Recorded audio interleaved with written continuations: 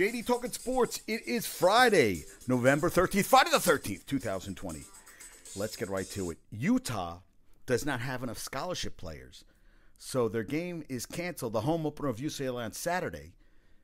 And I was going to talk about the city of Berkeley, California will not let the there's a problem with Cal Berkeley's football team, is it defensive line or the offensive line? I want to make sure I get this right. Yes. The entire D line was under quarantine because one player tested positive. The other, that was for 2 weeks, they got their game canceled. I think it was against Utah last week. So they were supposed to play Arizona State this weekend. Well, Arizona State and Herm Edwards and some players all tested positive for COVID. So that game's off. Utah didn't have enough scholarship players. They couldn't play the home opener for UCLA at home this Saturday.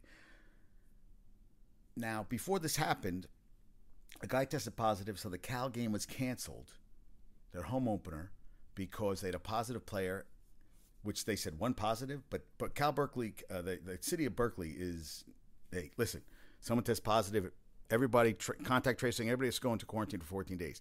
Now, all the defensive linemen had tested negative since that point, and they were going to try to get a waiver to play this weekend. They didn't let it happen. But this is what happens today. As I said, so Utah didn't have enough scholarship players, so they can't play at UCLA.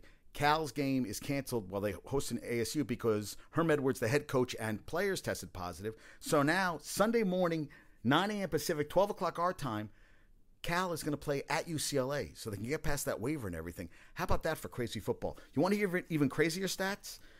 2 weeks ago, 93.4% of the games were played.